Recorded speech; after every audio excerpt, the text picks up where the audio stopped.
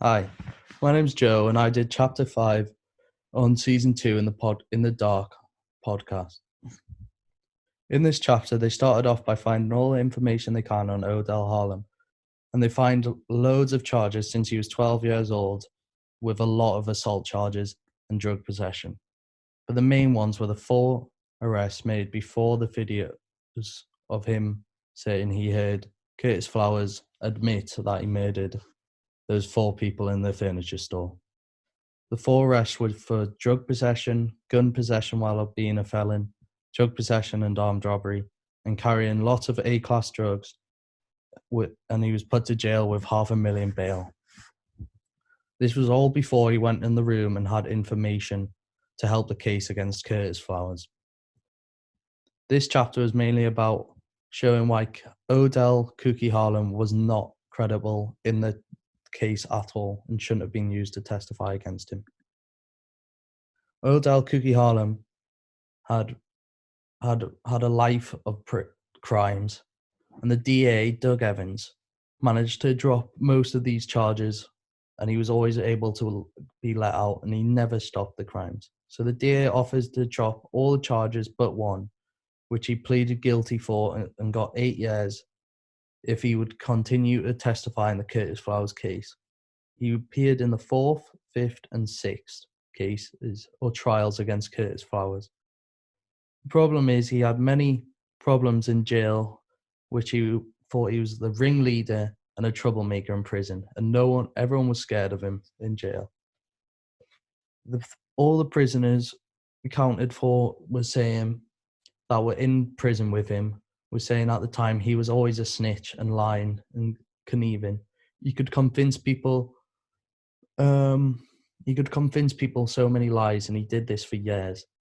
That's why he just shouldn't have been credible in any case. He was then let off for a crime that he shouldn't have got away with. A major crime that people never get away with. And that was trying to run over a police officer and kill him. This was all during and after cases in the Curtis Flower trials. The major person in this chapter is Odell Beckham, but the thing that should have kept him away and stopped him from these murders was that he went out with this girl called Marquita Hill.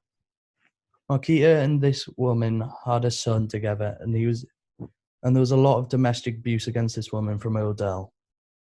But one main point was Marquita and her son moved to the mother's house because they were scared of Odell and wanted the abuse to stop. But on April 27th, 2016, Marquita's sister got a phone call from the son saying, "Auntie, come down here. My daddy has shot and killed my mama and grandma." He said this all while remaining calm and quiet. He killed her while the son was in the room, but Odell shot into the closet, grazing the son's arm. The son was quick to think and acting dead, so Odell left. This is a major problem where Doug Evans was controversial and should have dealt with the situation a lot more calmly and more professional. Because when the Hill family got called from the DA office, they told him to come to the court that day. And Doug Evans came in the room and said they wrapped up the case already. He told them that Odell would plead guilty and that's it, life in jail. But the families were never felt like they got justice for what had happened. Odell got away with all these charges, and apart from these 3 murder cases where he went on a killing spree before he killed the family. That is my part in this chapter, and thank you.